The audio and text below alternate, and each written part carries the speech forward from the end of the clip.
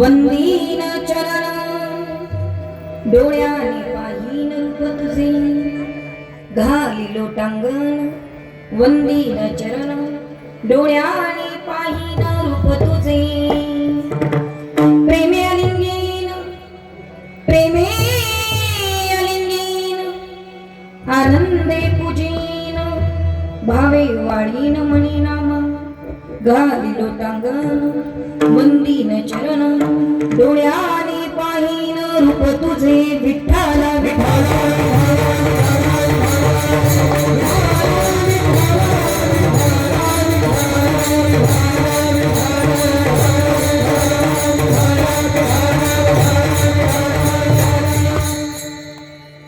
प्रथम नमन करू गणनाथ महाशंकराची असुता चरणावरी ठेवणी माथा साष्टांग्याता दंडवत महायोग पीठे तटे भीमरत्या वरम पुंडरीकाय दातुं मुनिंद्रे समागत्य तिष्ठं तमानंद कंदं परब्रह्मलिंगं भजे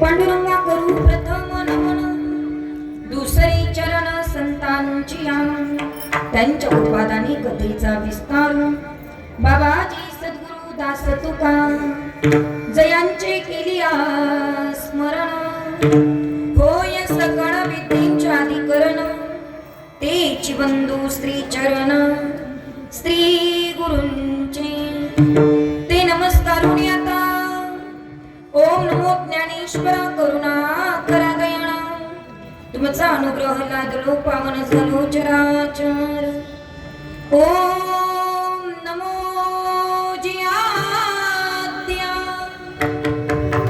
वेद प्रतिपाद्या जय जय स्वसंवेद्या आत्मरूपा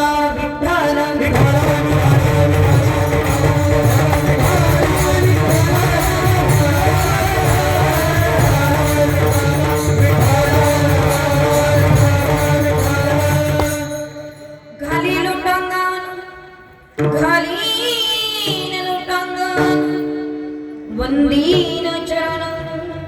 डोळ्याने पाहीन रूप तुझे घालिलो टांगण वंदीन चरण डोळ्याने पाहीन रूप तुझे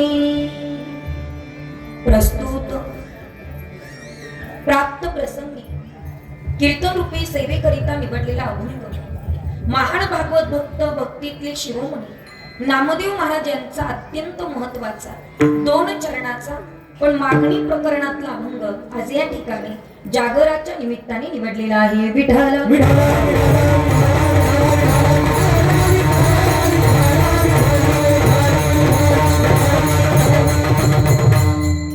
अभंग नामदेव महाराज यांचा आहे. अभंग अगदी सोपा आहे. अभंग 2 चरणाचा आहे. नामदेव महाराज आजच्या या अभंगात आहे त्या भगवान परमात्म्याकडे मागणी मागतात. आज मागणीचा दिवस आहे. वारकरी संप्रदायाचा नियम आपल्याला माहित असणं अत्यंत महत्वाचं आहे. खरं तर कीर्तनकारावर तुम्ही जबाबदाऱ्या टाकतात पण तुमच्या सुद्धा काही जबाबदाऱ्या आहेत. बरोबर की नाही? तुमची नुसतं कीर्तनाला यायचं आणि जेवायचं घरी जायचं ही जबाबदारी नाही. मग कीर्तनकार कुठला अभंग घेतात तो आपल्या लक्षात राहतो का? चिंतन काय मांडलं आणि आपल्यात काय सुधारणा झाली हे सुद्धा तितकंच महत्वाचं आहे.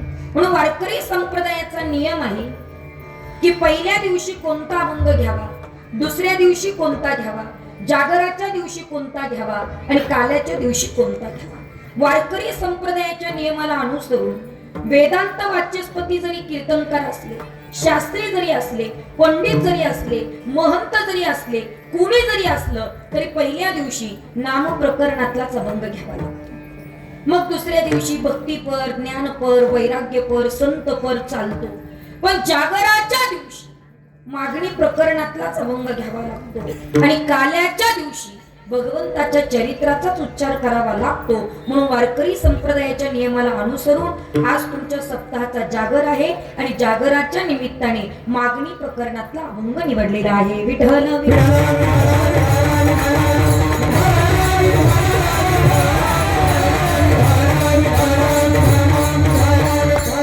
नामदेव महाराज आजच्या या अभंगाद्वारे भगवान परमात्म्याकडे मागणी मागतात. आज मागायचा दिवस आहे. जागराचा दिवस म्हणजे देवाकडे मागायचा दिवस आहे. बरोबर आहे की नाही? पण लक्षपूर्वक ऐका. आज तुम्ही आम्ही आपण सगळे देवाकडे मागू शकतो. पण कधी तुम्ही सत्ताला वर्गणी दिली असेल तर तुम्हाला मागायचा अधिकार आहे. कळतंय ना तुम्हाला? एक तर देवाला द्यावं लागतं तेव्हा देव देत असतो. कारण घेसी किंवा देसी ऐसी अससी उदार, तो उदार आहे पण पहिल्यांदा घेतो आणि नंतर देतो. म्हणून तुम्ही सगळ्यांनी मनाला विचारायचं स्वतःच्या, आपण या सप्ताहाला वर्गणी दिली का? आणि दिली असेल किंवा संत भोजन दिलं असेल तर आपल्याला मागायचा अधिकार आहे. म्हणून आज जागराचा दिवस तुम्ही आम्ही आपण सगळे देवाकडे मागू शकतो. देवाकडे मागायचा दिवस आहे. नामदेव महाराज ज्या अर्थी भगवान परमात्म्याकडे मागताय त्या अर्थी नामदेव महाराजांचा अधिकार वारकरी संप्रदायामध्ये खूप मोठा आहे. लक्षपूर्वक ऐका. किती मोठा आहेत महाराज. आमच्या कीर्तनात लोकांना सांगावं लागतं टाळी वाजवा, भजन करा, खांबाला टेकून बसू नका, डुकला घेऊ नका, आळस देऊ नका असं सांगावं लागतं. बरोबर आहे की नाही महाराज? तुम्ही बघा ना, काही काय आले की खांब धरूनच बसतात, खांब सोडत नाही. त्यांना किती म्हटलं पुढे सरका मागे सरका ते मागही सरकत नाही पण पुढेही सरकत नाही. का? आधार पाहिजे ना काहीतरी. मग आमच्या कीर्तनात सांगावं लागतं टाळी वाजवा, भजन करा, आळस देऊ नका, जांभळी देऊ नका. पण ऐका, नामदेव महाराजांचा अधिकार इतका मोठा महाराज की माझ्या नामदेव रायांनी कीर्तन करावं आणि पुढे पांडुरंग नामदेव कीर्तन करी पुढे देवनाचे पांडुरंग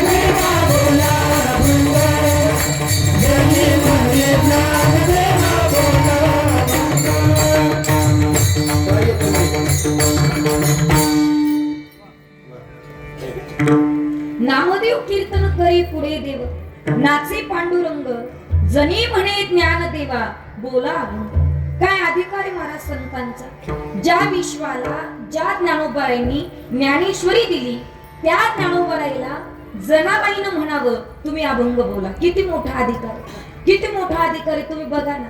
आणि इथं आपण कुशाल म्हणतो बाईचं कीर्तन हे सत्याला जायचं नाही. विचार करण्यासारखी गोष्ट आहे.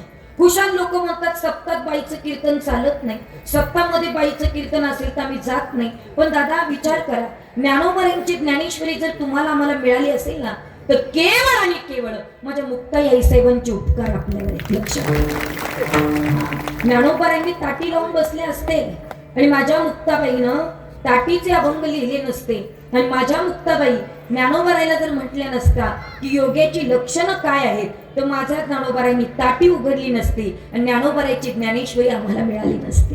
काय मुक्ताबाईचा अधिकार आहे महाराज. मुक्ताबाई ज्ञानोबाराईला सांगतात योग्याची लक्षणं काय आहेत, काय आहेत. ताटीच्या पहिल्या क्रमांकाचा अभंग, योगी पावन मनाचा साहे अपराध जनाचा विश्वरांगे झाले वनी संती सुखे व्हावे पाणी शब्द शस्त्रे झाले क्लेश संती मानावा उपदेश विश्वपट ब्रह्मदोरा ताटी उघडा ज्ञानेश्वरा. काय अधिकार आहे महाराज माझ्या मुक्ताबाईचा.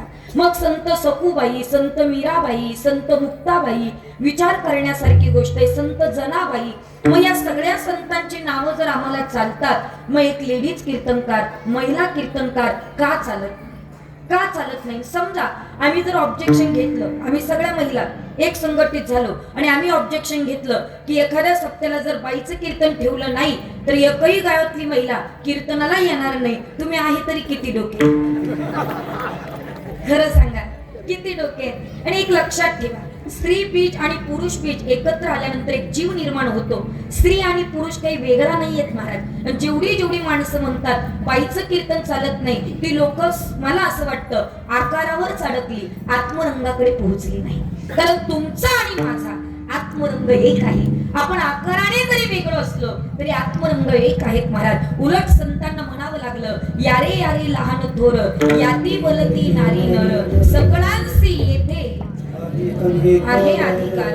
सर्वांना इथं अधिकारी महाराज. म्हणून माझ्या जनाबाईला ज्ञानोबाराईला सांगावं लागलं की तुम्ही अभंग बोला. नामदेवरायांचा अधिकार तर विचारूच नका महाराज. नामदेवरायांनी कीर्तन करावं आणि पुढे पांडुरंगाने नाचावं एवढा अधिकार माझ्या नामदेव महाराजांचा. आणि ते नामदेवराय आजच्या अभंगाद्वारे भगवान परमदेश पांडुरंगाकडे मागणी मागतायत का? केवळ आणि केवळ 2च चरणाचा आजचा अभंग आहे, जास्त नाही आहेत महाराज. किती चरणाचा आहे? 2च चरणाचा आहे.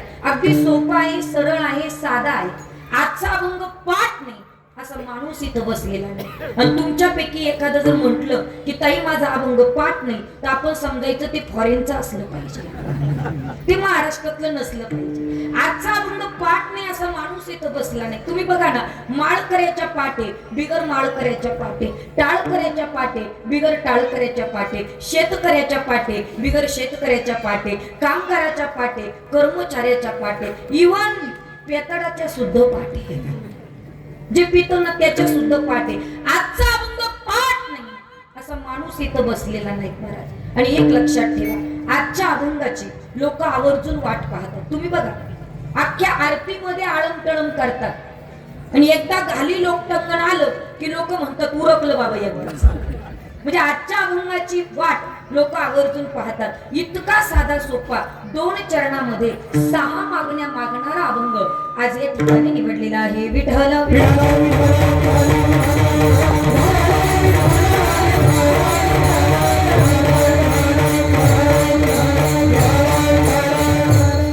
चिंतनासाठी निवडलेला अभंग मागणी प्रकरणातला आहे. अगदी मात्र 2 चरणाचा आहे. 6 मागण्या मागितलेल्या आहेत. आज मागायचा दिवस आहे दादा. पण काय मागावं, कुणाकडे मागावं, कशासाठी मागावं, कुणाकरता मागावं हे आम्हाला कळणं गरजेचं आहे. शास्त्रकार मोठं गोड वर्णन करतात ऐका. प्रकृष्ट अर्थना, प्रकृष्ट नाम अर्थना, प्रकृष्टात अर्थना आणि प्रकृष्टेपी अर्थना. म्हणजे काय? ही शास्त्रीय भाषा आहे, जरा अवघड आहे पण सोपं करून सांगते ऐका. मागणी श्रेष्ठ असावी, मागणी श्रेष्ठांकडून असावी, मागणी श्रेष्ठांकडे असावी आणि मागणी श्रेष्ठांकरिता असावी. अर्थात प्रकृष्ट अर्थना, प्रकृष्ट नाम अर्थना, प्रकृष्टात अर्थना आणि प्रकृष्टेपी अर्थना. मागणीचा विषय श्रेष्ठ असला पाहिजे. नको ते देवाकडे मागायचं ना, मागणीचा विषय श्रेष्ठ असावा. मागणी श्रेष्ठांकडे म्हणजे कुणाकडे मागायचं हे सुद्धा तितकंच महत्वाचं आहे. तुम्हाला 10,000 रुपये उसने लागतात ना, मग अशाकडे मागा निदान तो 10 लाखाचा तरी मालक असला पाहिजे. नाहीतर त्याचेच खायचे हाल आहे आणि तुम्ही म्हटले 10,000 रुपये द्या, जमल का? नाही. मागणी श्रेष्ठांकडे असावी. मागणी श्रेष्ठांकडून कोण मागतय याला सगळ्यात जास्त महत्व आहे. आणि मागणी श्रेष्ठांकरिता म्हणजे कुणा करता मागितलंय याला सुद्धा तितकंच महत्व आहे. कारण स्वतः करता मागितल्या जातं त्याला दान म्हणतात. ऐकताय तुम्ही?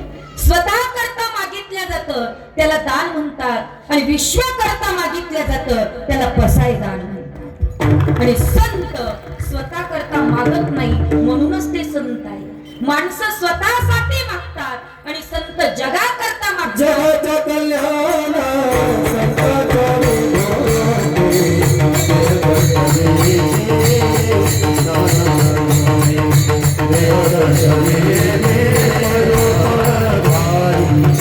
जगाच्या कल्याण संतांच्या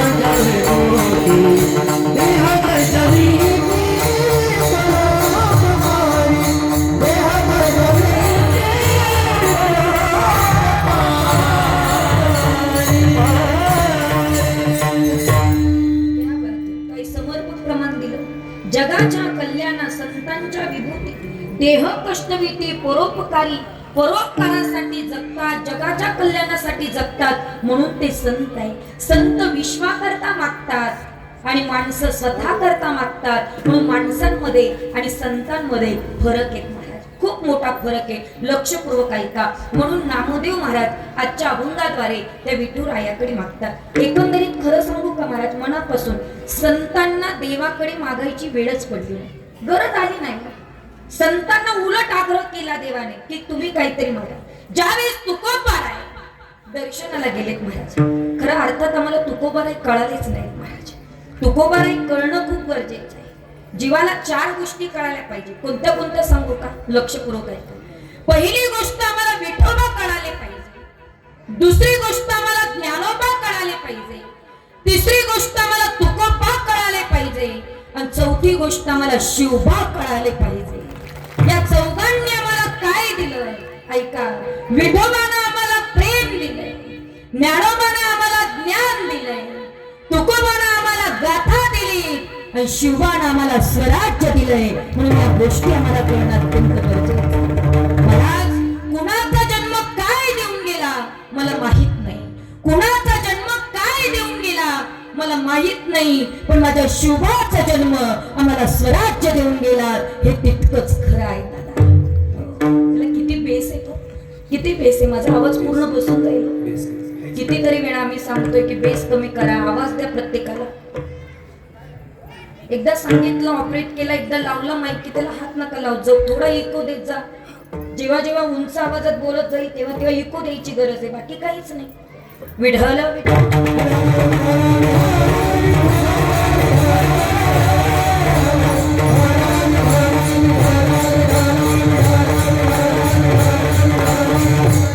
म्हणून आम्हाला या 4ही गोष्टी कळणं गरजेचं आहे. खरं तर तुकोबाराय आम्हाला अजून कळालेच नाहीत महाराज. तुकोबाराय भगवंताला कळाले. ज्यावेळेस तुकोबाराय भगवंताच्या दर्शनाकरता पंढरपूरला गेलेत महाराज आणि पंढरपूरला गेल्याच्या नंतर पांडुरंगाने तुकोबारायांना बघावं आणि स्वतःची मान खाली घालावी. काय मागावं याच्याकरता बोलते बरं का. तुकोबारायांना बघावं, पांडुरंगाने स्वतःची मान खाली घालावी महाराज.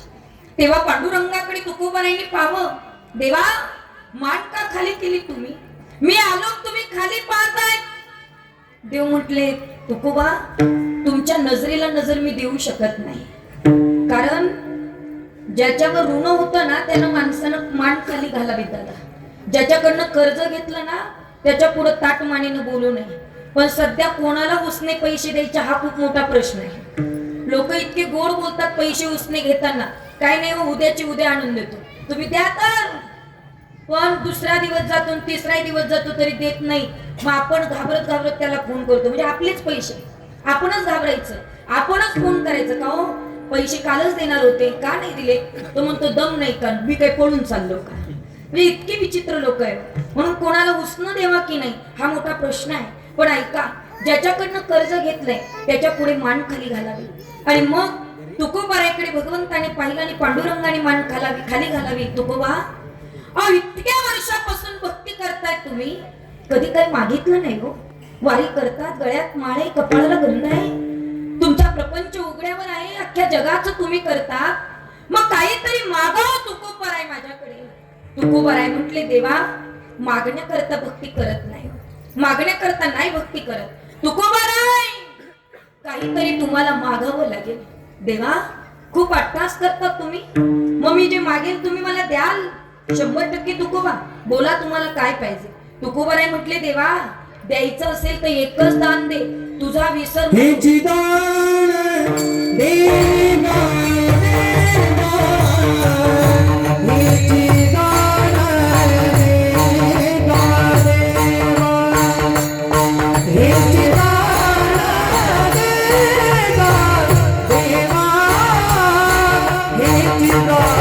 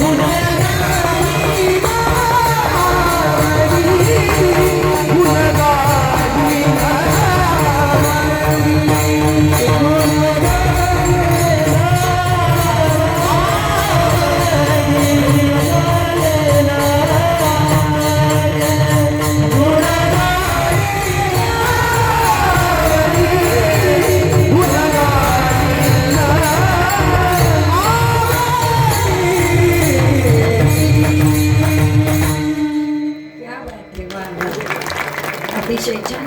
तुकोबारायची मागणी काय देवा, हेची दान देगा देवा, तुझा विसर न व्हावा, गुण गाई ना आवडी, हेची माझी सर्व जोडी, तुझा विसर मला होता कामा नये महाराज. काय गोड मागणी तो ऐका ना. ज्या वेळेला भगवान श्रीकृष्ण निघाले, 5 पांडव तिथं होती दादा, कुंती तिथं होती, सगळे असताना पांडवांना प्रश्न विचारला भगवंताने. धर्मराजाला प्रश्न विचारला, धर्मराजा आता मला जायचंय बाबा, तुला काय लागतंय ते मागून घे. धर्मराजाने सांगितलं, देवा इतकं दिलंय की आता मला मागायची गरज नाही. नाही बाबा जायचंय मला, काहीतरी मागावं लागेल. धर्मराजाने सांगितलं, देवा तुम्ही अट्टहास करतायत म्हणून मी मागतो, काय मागणी आहे बोला धर्मराजा तुमची. धर्मराजाने सांगितलं, देवा जेव्हा जेव्हा मी धर्म करेल, जेव्हा जेव्हा दान करेल, तेव्हा तेव्हा तुमचं स्मरण मला होऊ दे, याच्या पलीकडे मला काही नको. ही धर्मराजाची मागणी. अर्जुनाला विचारलं, अर्जुना तुला काय पाहिजे रे बाबा. अर्जुनाने सांगितलं, देवा तुझ्यामुळे युद्ध जिंकलोय, नाही तर माझी पात्रता नव्हती बाबा, आणि तू माझा मित्र आहे, तू माझा सखा आहे, काय मागावं तुझ्याकडे, तू तर सगळं देऊन बसलायत मला.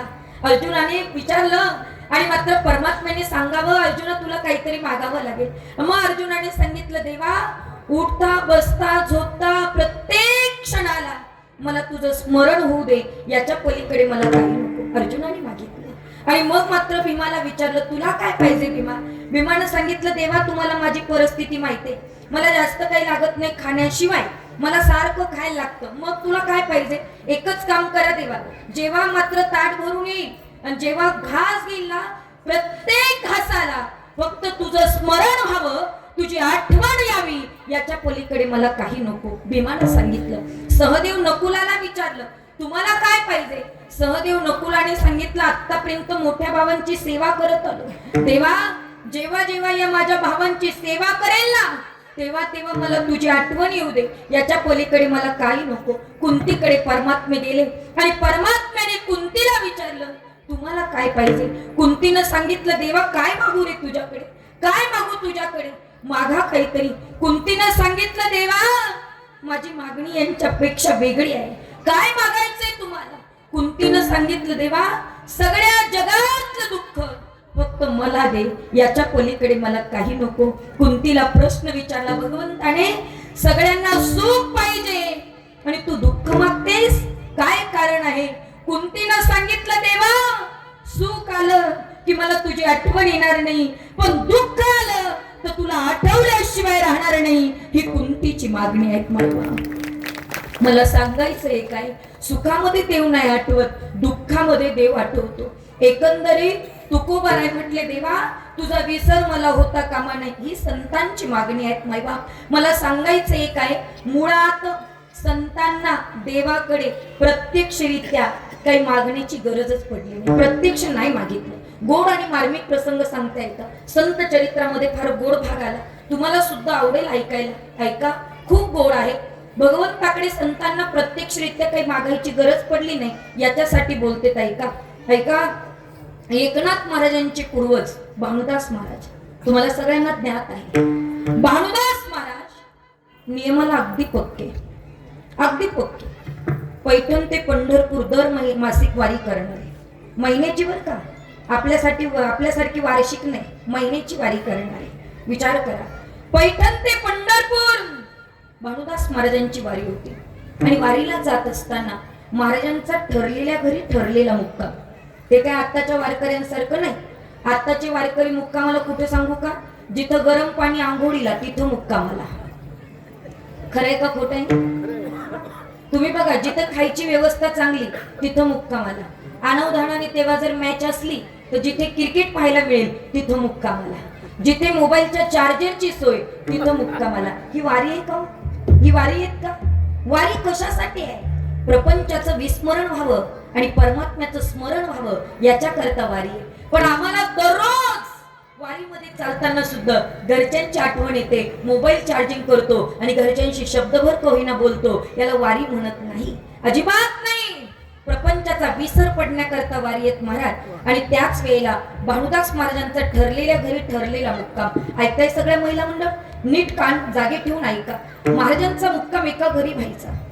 तिथे दोघं पती पत्नी राहायचे महाराज. दोघं पती पत्नी राहत असताना संतांची सेवा, परमात्म्याची सेवा अगदी आवडीने करायची. हॅलो, अगदी सेवा आवडीने करणारे दोन्ही कुटुंब होतात महाराज. आणि भानुदास महाराज जेव्हा जेव्हा जायचे तेव्हा तेव्हा मात्र भानुदास महाराजांची सेवा दोघही पती पत्नी अगदी आदराने आवडीने करायचे. दिवसामागे दिवस गेले आणि बऱ्याच दिवसानंतर ती पत्नी भानुदास महाराजांच्या समोर गेली. महाराज, देवाकडे कधी काही मागावं वाटलं नाही, संतांकडे कधी काही अपेक्षा करावी वाटली नाही, पण आज माझ्या मनातलं तुमच्याजवळ काही बोलावं वाटतंय. बोला ना, काय मनात तुमच्या. महाराज, देवानं आम्हाला सगळं दिलंय. भलं मोठं घर आहे, गाडी आहे, पाची पक्वान्नाचं जेवण आहे, देवानं सगळं दिलंय आम्हाला, पण अजून संतती दिली नाही देवाने आम्हाला. देवानं तेवढं जर दिलं ना तर फार बरं होईल. महाराजांनी विठ्ठल विठ्ठल म्हणावं आणि तिथून निघून जावं.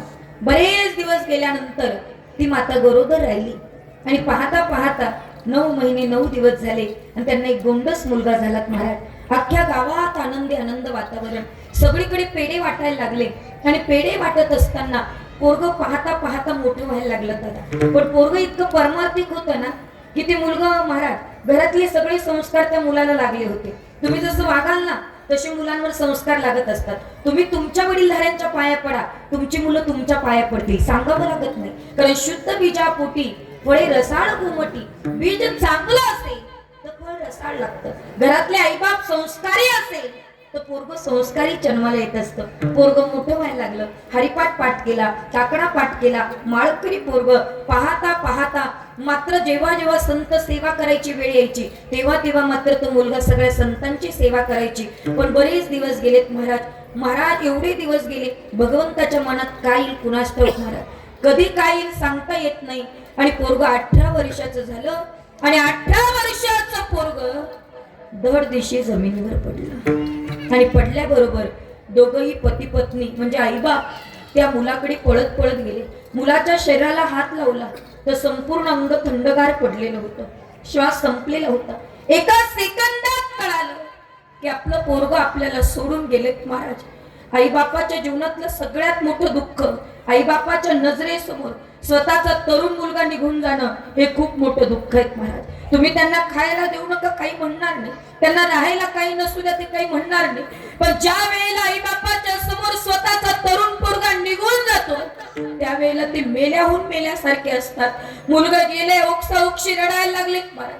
दोघंही माता पिता रडतायत महाराज. काय चुकलं होतं देवाचं आमचं की देवाने असे दिवस आम्हाला दाखवले. इतकं तरुण ताट पोरग गेलेत महाराज. दोघंही पती पत्नी त्या मुलाच्या प्रेतापाशी रडतात. पण त्या क्षणाला त्या सेकंदाला त्या वडिलांच्या लक्षात आलं आज तर भानुदास महाराजांचा मुक्काम आपल्या घरी आहे.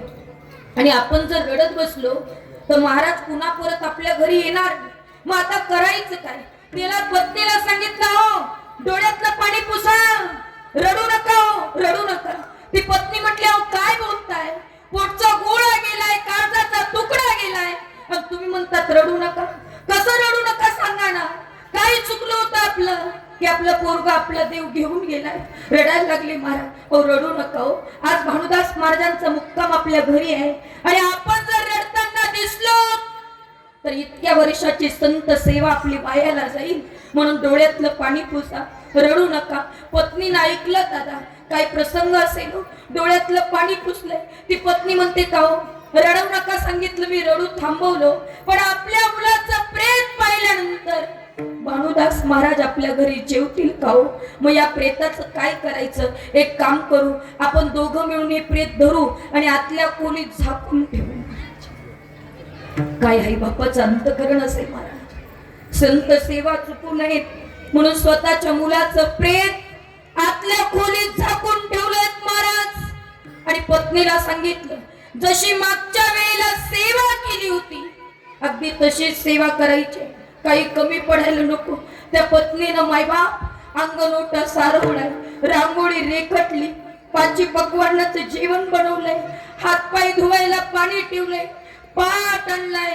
आणि महाराज विठ्ठल विठ्ठल विठ्ठल विठ्ठल करत घरापर्यंत आले. आणि आल्याबरोबर महाराज हातपाय धुवून घ्या. भानुदास महाराजांनी हातपाय धुतलेत महाराज. पाट ठेवलेला होता, पाटावर महाराज बसले.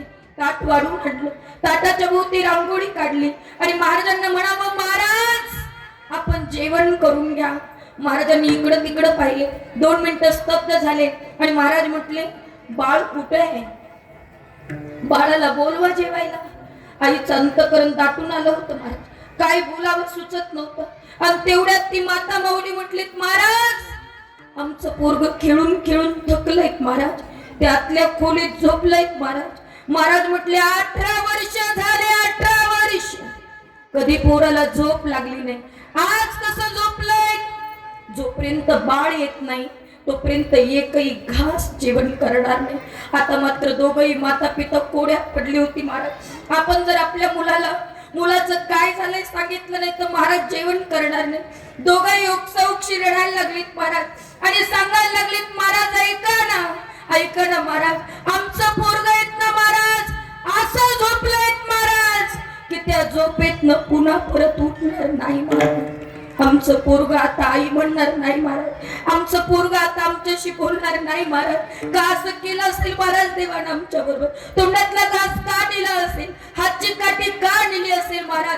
दोघं योग सौक्षी रडतायत महाराज. आणि त्याच वेळेला भानुदास महाराजांनी डोळे बंद केलेत महाराज आणि त्या पांडुरंगाशी संवाद करायला सुरुवात केली. देवा देवा ऐक ना देवा, या जगात अशी आई नाही देवा की स्वतःच पोरग गेलेलं असताना अंगणोटा सारवणारी आई जगात नाही देवा. अरे स्वतःच पोरग गेलेलं असताना पाची पक्वान्नाचा स्वयंपाक बनवणारी आई जगात नाही देवा. स्वतःच पोरग गेलेलं असताना अरे संत सेवा करणारी आई जगात नाही देवा. का असं केलं देवा? सांग ना देवा, का असं केलं? समजा यांचं पोरग जिवंत झालं असतं तर आपल्याला इथं थांबायचंय मौली. महाराज म्हणू शकले असते देवा याला जिवंत कर, अधिकार होता ना तेवढा. पण महाराज म्हणतात यांचं पोरग जिवंत झालं असतं तर. आणि त्याच वेळेला बाळूदास महाराज म्हणतात कुठे तुमच्या मुलाचं प्रेत? एकदा पाहावं म्हणतोय, पाहावं म्हणतोय एकदा.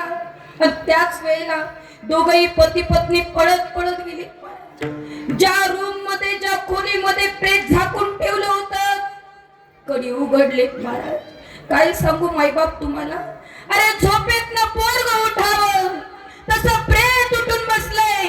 आणि ते म्हणतंय कुठे भानुदास महाराज, मला त्यांच्या समवेत जेवण करायचं आहे. मला सांगायचंय काय, महाराज म्हणू शकले असते जिवंत कर, पण महाराज म्हणतात झालं असतं तर नुसतं मनात चिंतन करावं आणि माझ्या भगवंताने पूर्ण करावं ही संतांची. चिंतिल्या रोकणे मनोरथ, चिंतिल्या रोकणे मनोरथ, चिंतिल्या रोकणे मनोरथ, चिंतिल्या रोकणे मनोरथ.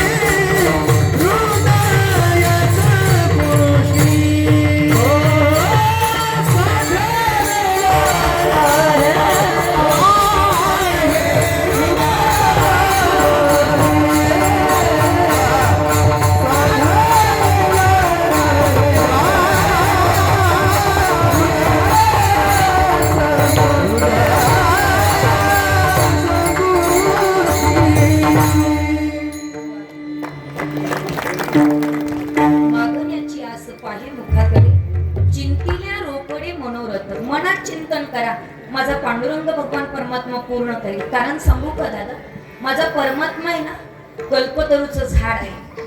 तुम्ही ज्या दृष्टीने माझ्या परमात्म्याकडे पाहाल ती पद्धत पूर्ण करण्याची ताकद माझ्या भगवंताकडे आहे. एक जुना दृष्टांत सांगते, तुम्हाला सगळ्यांना ज्ञात असणारा. ऐका.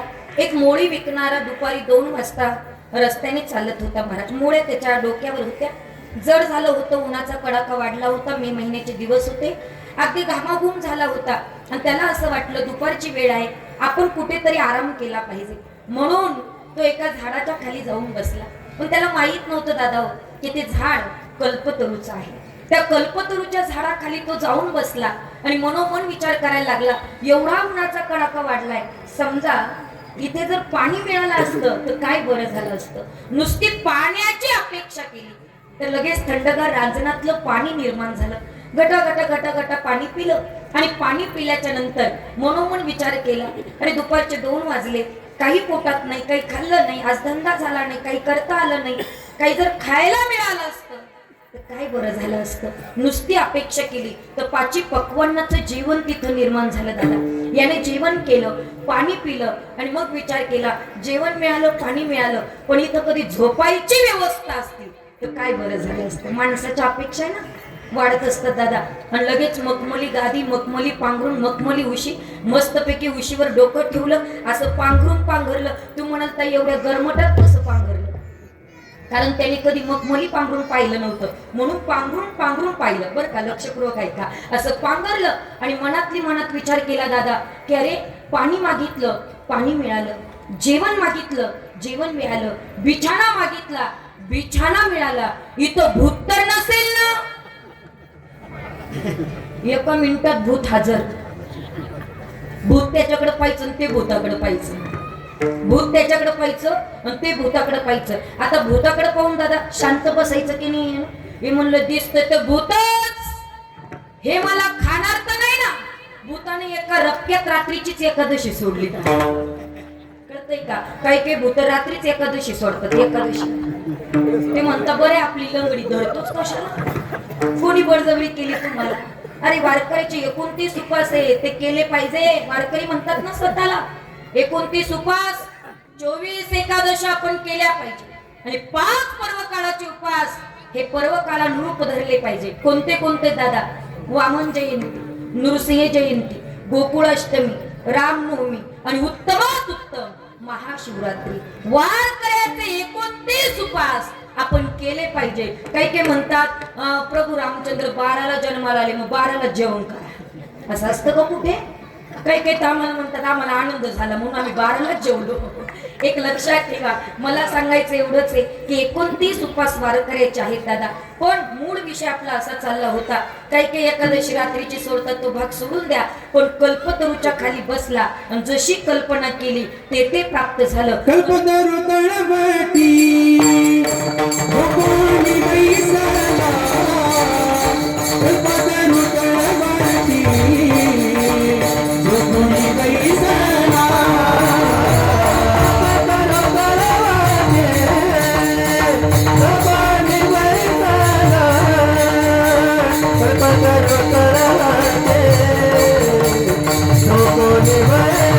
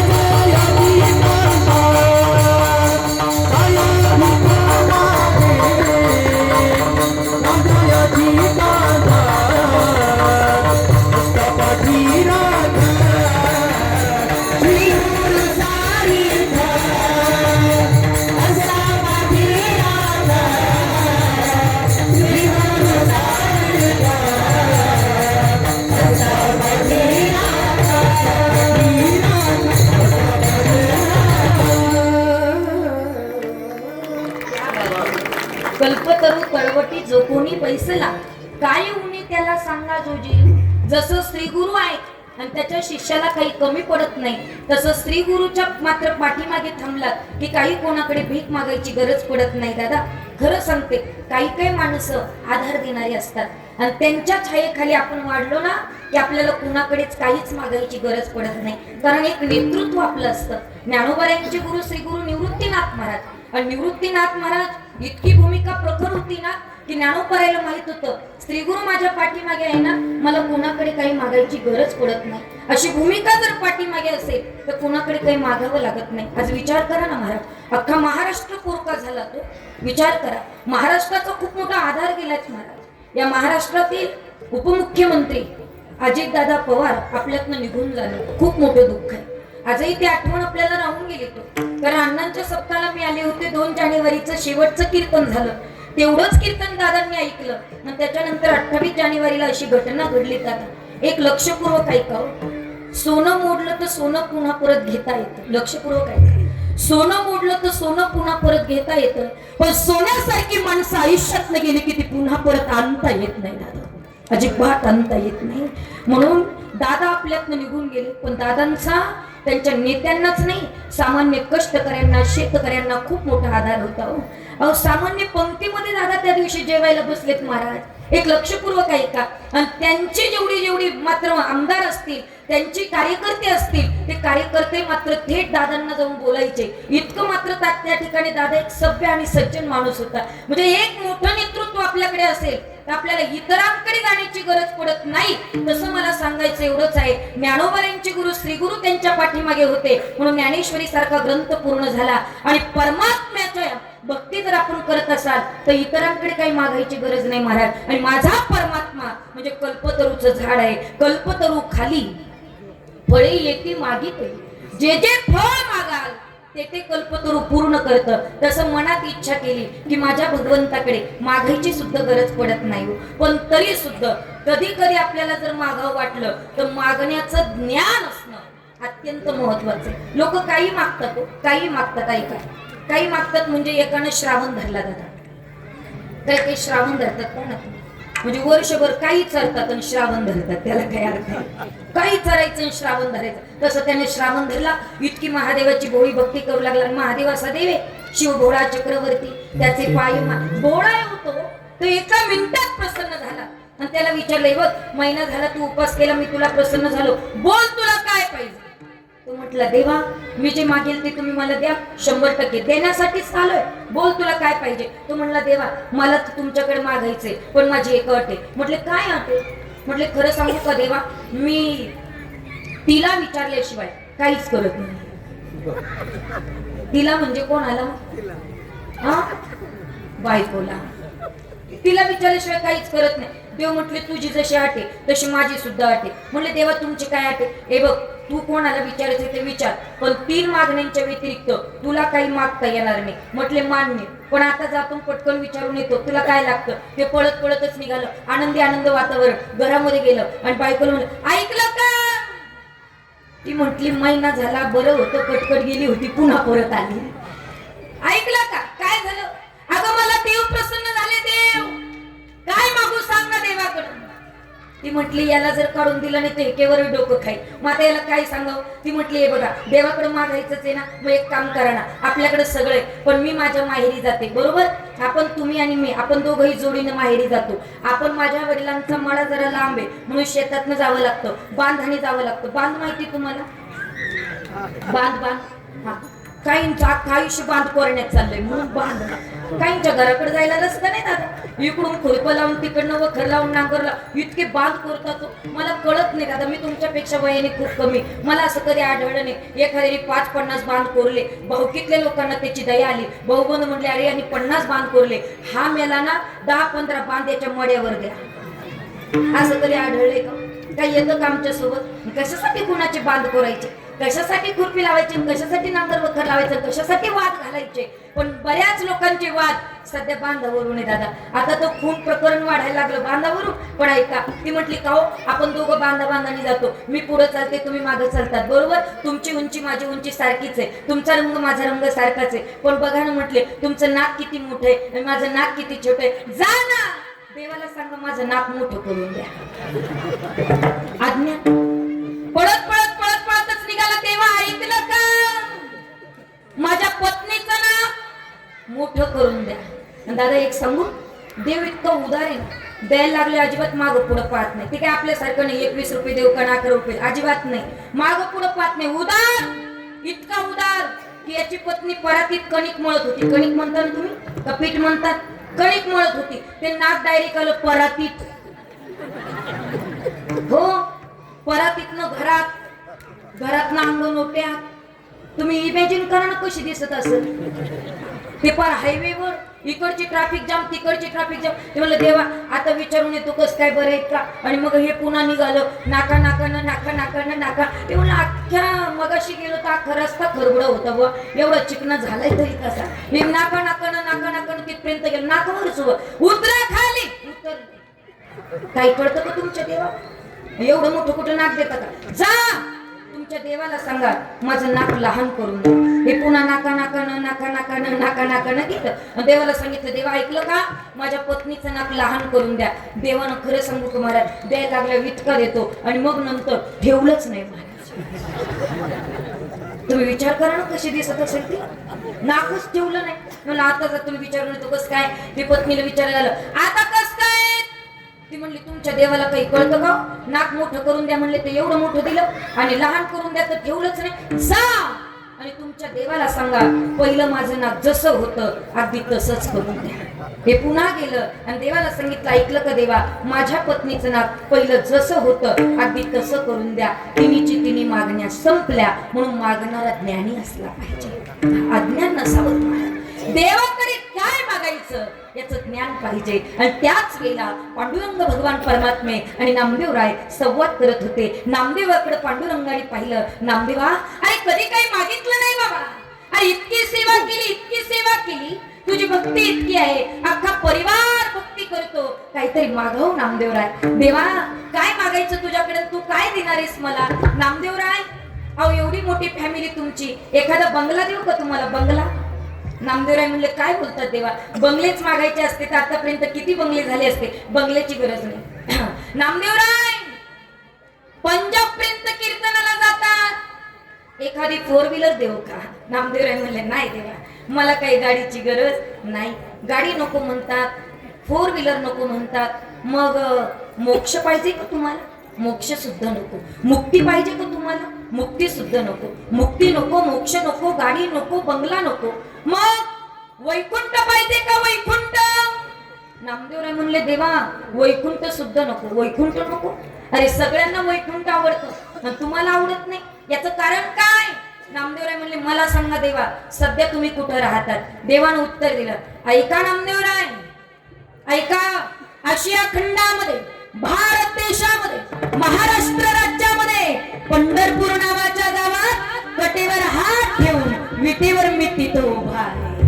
मग देवा तुम्ही जर पंढरपुरात आहात तर मला वैकुंठाला का पाठवता. वैकुंठासी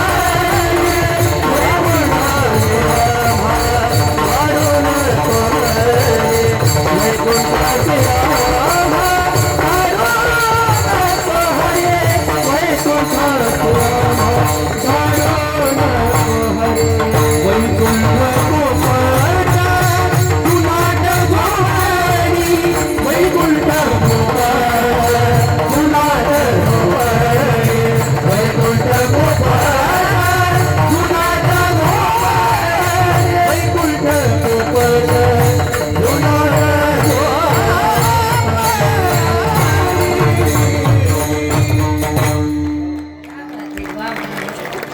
वैकुंठासी आम्हा नको धाडू हरी वासुदेव पंढरी सर्व काळ देवा वैकुंठाला आम्हाला पाठवून कारण तू कुठे राहतोय पंढरपुरात राहतोय ना मग आम्हाला तिथं कशाला पाठवतो जरा सोपं करून सांगते आहे का तसा वेळ फार कमी 9:15 वाजले तर चालेल ना तर 9ला चालू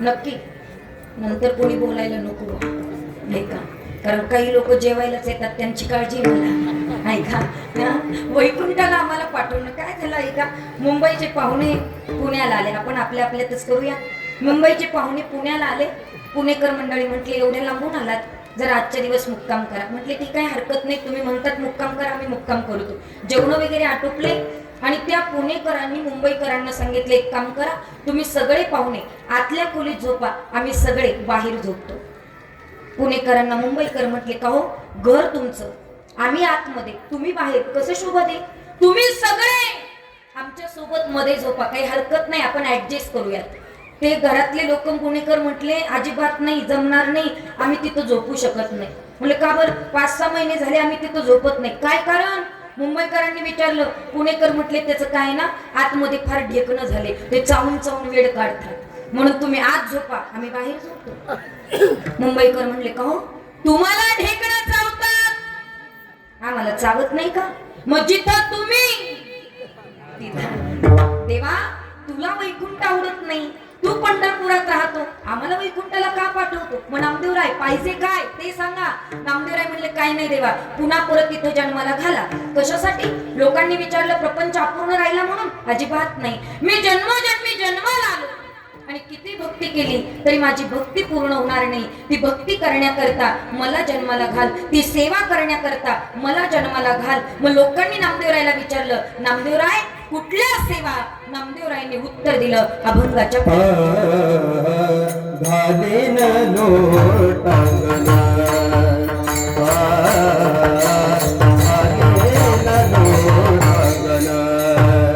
घालीन लोटांगणा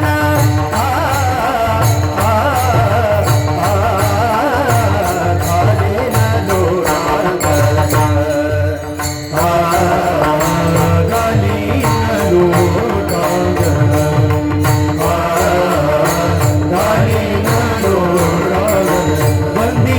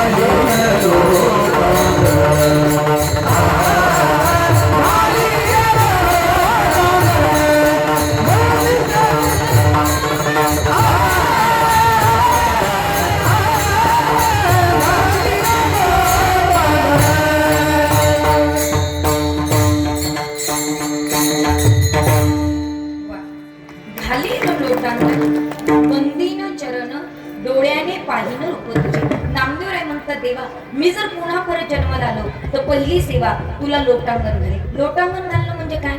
तुम्ही आरती झाल्याच्या नंतर स्वतःभोवती फिरतात त्याला लोटांगण म्हणत नाही. मग साष्टांग दंडवत करणं ते लोटांगण. पायाच्या नखापासून डोक्यापर्यंत भगवंताला समर्पण होणं त्याला लोटांगण म्हणतात. तेव्हा मी जर जन्माला आलो तर घाली लोटांगण, लोटांगण घाली तुझ्या चरणावर मी वंदन करेल. देवा एक लक्षात ठेवा, पंढरपुरात गेलात ना महाराज, आपली इतकी गडबड होती की ज्याच्या चरणावर डोकं ठेवायला पाहिजे नेमकं त्याच्या चरणावर डोकं न ठेवताच निघून जातो. काय असतं, एका हातामध्ये तुळशीची माळ असते, एका हातामध्ये अगदी खडीसाखर असते, बुक्का असतो आणि ते सगळं घेऊन आपली इच्छा असते आपण देवाला वाहिलं पाहिजे. पण तेवढ्यात मात्र त्या ठिकाणी ते पोलीस उभे असतात, ते आपल्याला ढकलतात आणि देवाला पाहायचं सुद्धा राहून जातं.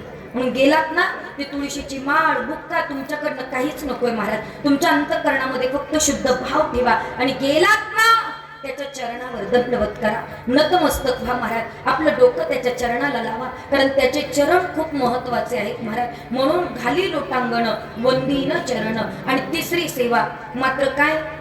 डोळ्याने पाहिनं रूप तुझे. हे भगवंता या डोळ्यानं फक्त तुझं रूप पाहिजे. कारण सांगू का, त्याच्या इतकं सुंदर या जगात कोणीच नाही महाराज. राजस सुकुमार मदनाचा पुतळा किती सुंदर आहे. पंढरपूरचा नियाळ लावण्याचा पुतळा, पंढरपूरचा नियाळ लावण्याचा पुतळा, पंढरपूरचा नियाळ लावण्याचा पुतळा, पंढरपूरचा नियाळ लावण्याचा पुतळा.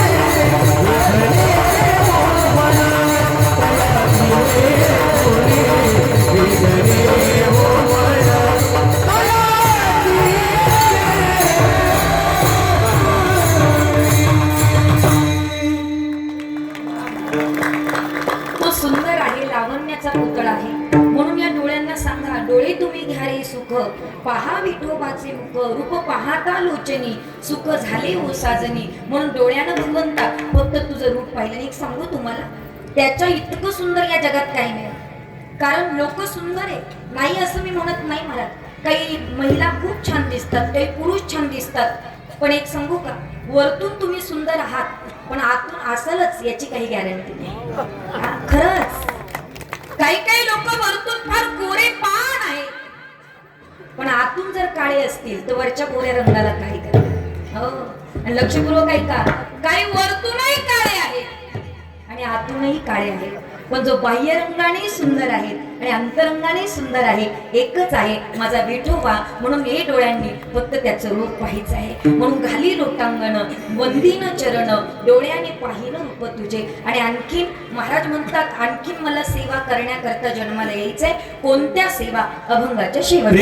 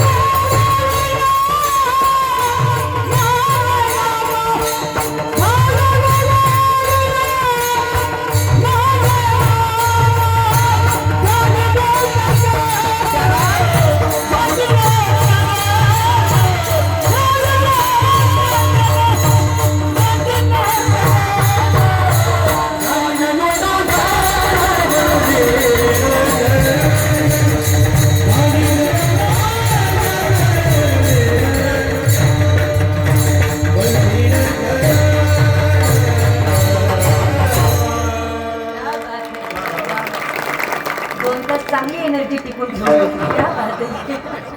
शेवटी झडप घालून चाललेत निघून. असं गोड अत्यंत छान आवाज आहे. तुमचं गाणं इतकं सोपं नाही दादा. ऐका. प्रेमी आलिंगीनं आनंदी पूजेनं भावे ओवाळीनं म्हणेना. नामदेव म्हणतात देवा प्रेमानं तुला आलिंगन दे. हे बघा तुम्ही सगळी जुनी माणसं या ठिकाणी बसलीत बरोबर आहे की नाही? ज्येष्ठ श्रेष्ठ. पहिली वारकरी वारकऱ्याला भेटला ना बाबा, वारकरी वारकऱ्याला भेटला तर पहिलं आलिंगन द्यायचं बरोबर आहे की नाही? आलिंगन द्यायचं. आता काळ बदलत चालला तुम्ही बघा ना. आलिंगन देण्याच्या पासून दुरावलं. मग आता आलिंगन नाही, त्याच्यानंतर मग रामराम निघाला. सोप्यात सोपं रामराम. त्याच्यानंतर स्टँडर्ड थोडे आले. मग नमस्कार, मग त्याच्यानंतर जय हरी, आणि आता रामकृष्ण बरोबर आहे की नाही? पण आता काही काही इतके डेंजर इथनं संप्रदायामध्ये सुद्धा कधी कधी गाडीला गाडी क्रॉस होते बरं का, तरी काचा खाली करत नाही, हॉर्न वाजवतात. म्हणजे आपण समजून घ्यायचं यानं आपल्याला जयहरी घातला. हे इतकं पुढे येईल असं वाटलं नव्हतं.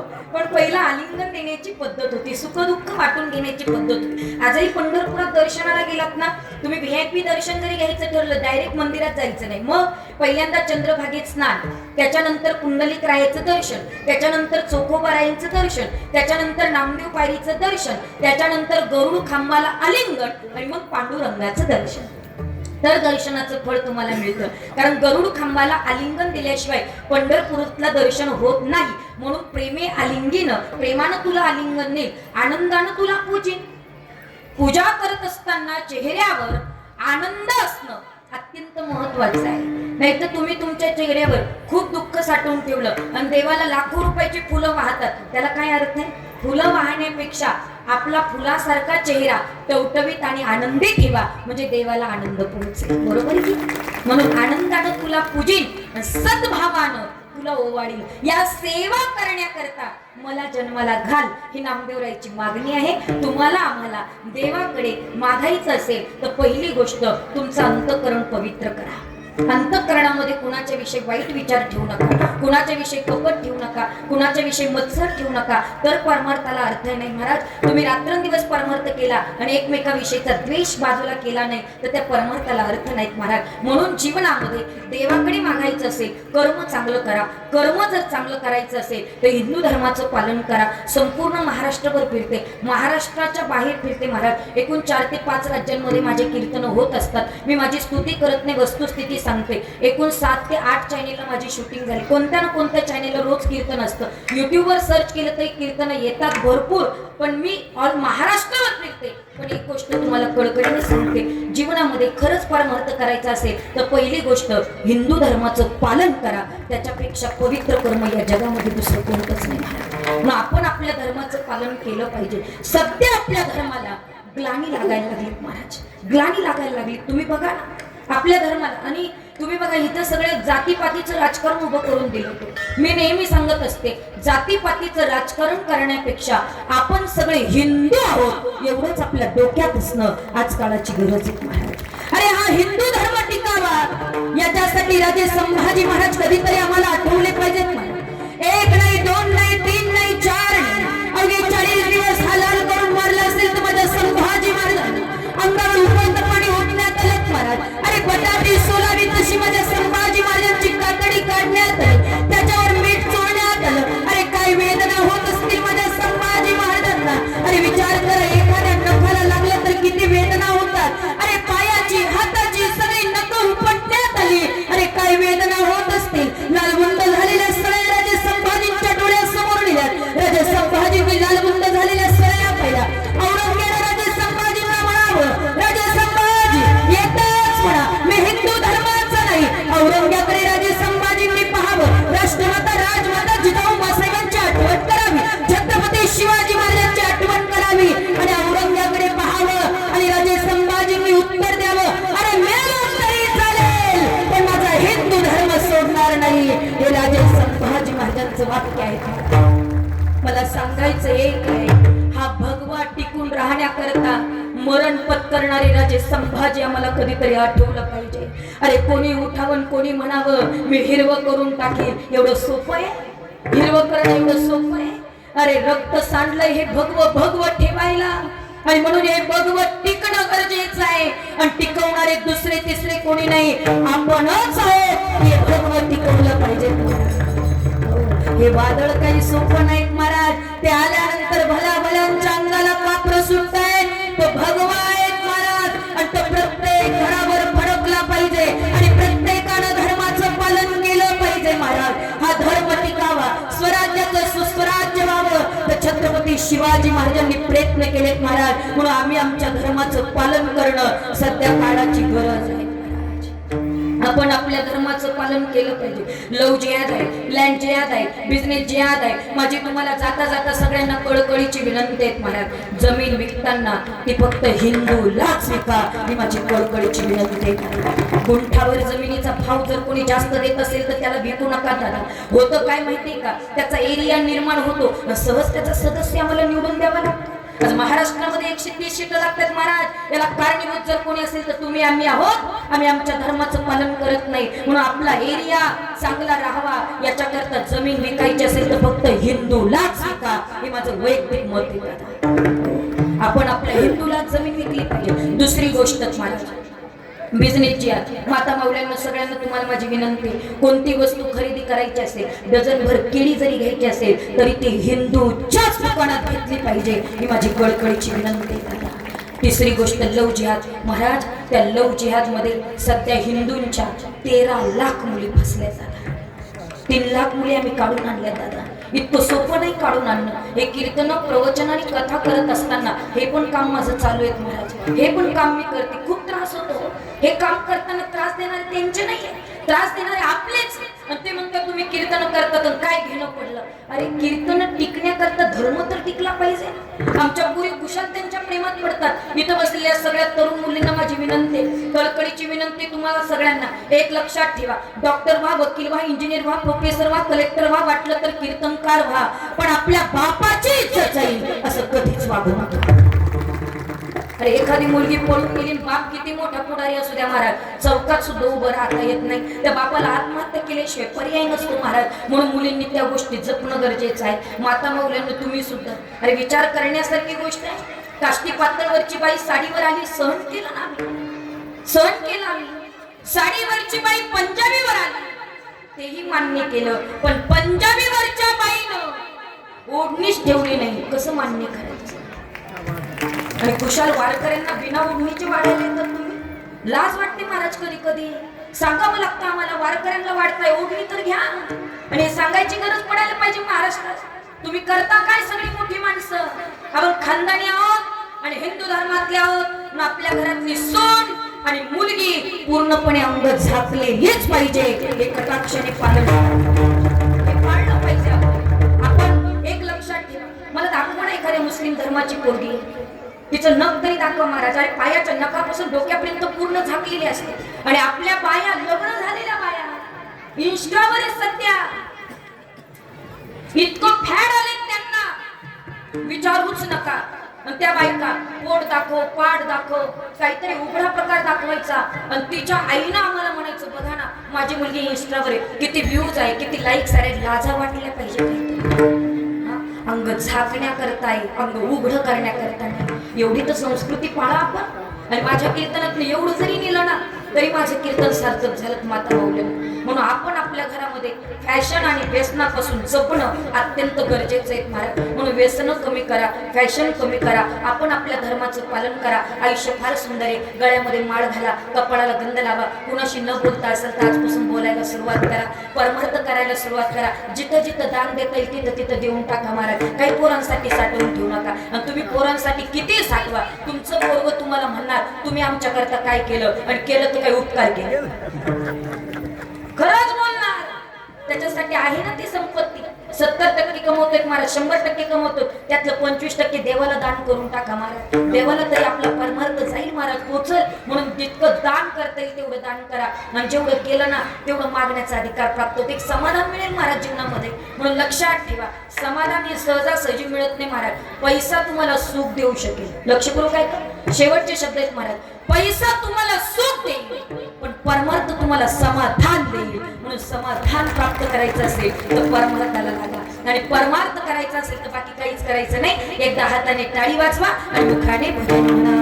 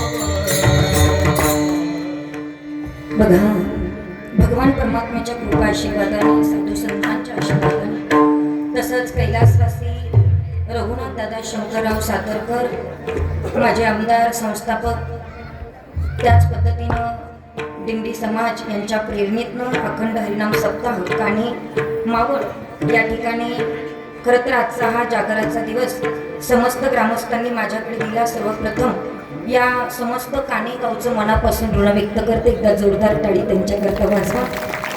गोड असं आयोजन नियोजन आहे. खरं तर आजची ही कीर्तनाचं सौजन्य ज्यांनी घेतलेलं आहे ते श्री विनायक किसन सातकर, श्री आनंद हरिभाऊ टपाली त्यांच्याही करता जोरदार टाळी वाजवा. त्यांनी हे सौजन्य घेतलेलं आहे.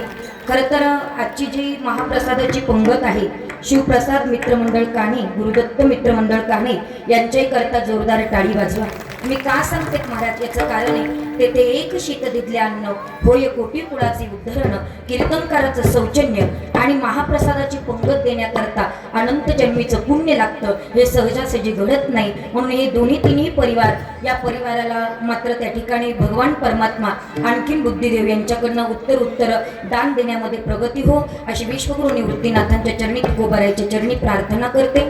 त्याच पद्धतीने या कार्यक्रमाला ज्यांच्यामुळे माझं येणं झालं, आदरणीय परमार्थ प्रेमी आमचे लक्ष्मण दादा या ठिकाणी उपस्थित आहेत, त्यांचे मनापासून ऋण व्यक्त करते. आणि खरं तर मावळला कार्यक्रम करून गेले विठ्ठल परिवारामध्ये, पण तेव्हापासून अगदी मात्र कॉन्टॅक्टमध्ये आहेत असे असणारे आदरणीय हरिभक्त परायण आमचे गणेश महाराज या ठिकाणी उपस्थित आहेत. थोडासा वेळ झाला यायला, कारण त्यांचंही प्रवचन होतं, पण त्यांनी मला सांगितलं होतं की काही उशिरा का होईना पण मी येईल, आणि ते आलेत. आणि म्हणून ते आल्यानंतर मलाही बरं वाटलं, कारण कंटिन्यू फोन येत असतात त्यांचं, ताई बरं आहे का, काय चाललं काय नाही वगैरे विचारत असतात. आदरणीय गणेश महाराज आपण उपस्थित आहात, आपलंही मनापासून या ठिकाणी ऋण व्यक्त करते.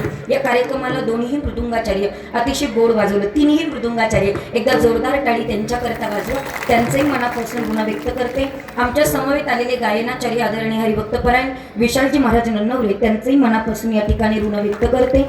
आदरणीय हरिभक्त परायण गायनाचार्य आमचे अविनाश महाराज केदारी, एकदा जोरदार टाळी त्यांच्याकरता. परिसराचं भूषण आहे, गोड आवाज आहे, असो त्यांचंही मनापासून ऋण व्यक्त करते. आदरणीय हरिभक्त परायण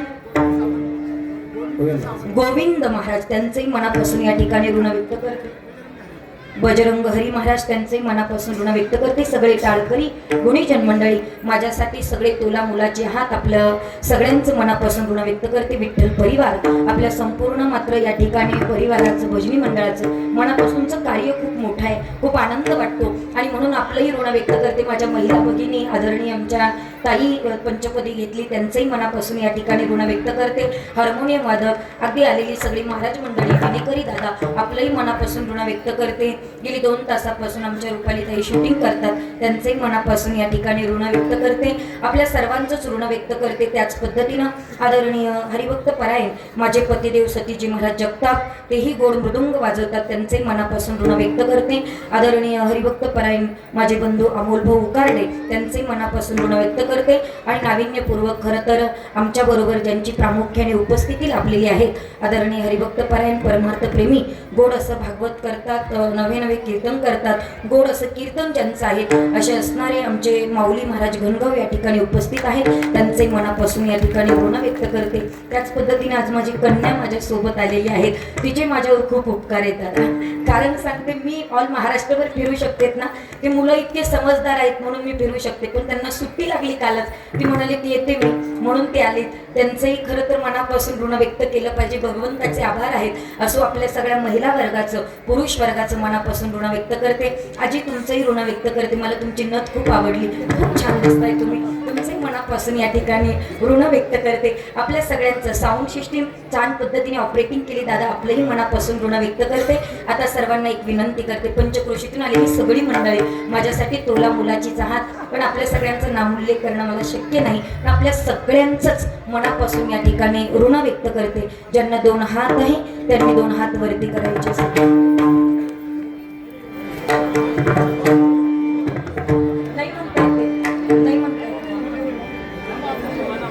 म्हणायचे का थांबा, करा हात खाली, बोला.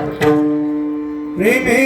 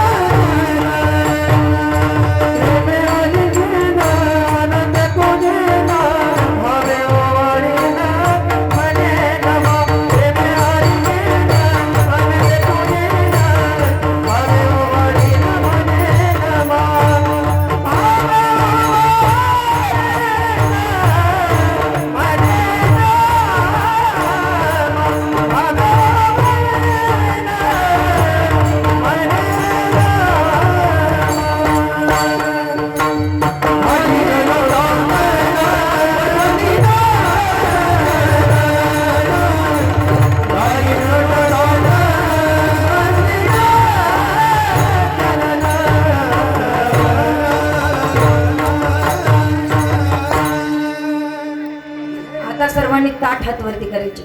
उभी असणारी सगळी मंडळी आपल्याला विनंती, आपण सुद्धा हात वरती करा. क्या बात आहे. सगळ्यांनी हात ताठ करायचे, कोणी वर खाली हात करायचे नाही, मी जोपर्यंत सांगत नाही तोपर्यंत. वा, सगळ्यांनी एका तालात टाळी वाजून विश्वगुरु निवृत्तीनाथांचं गोड भजन करायचं आहे. हे निवृत्ती राया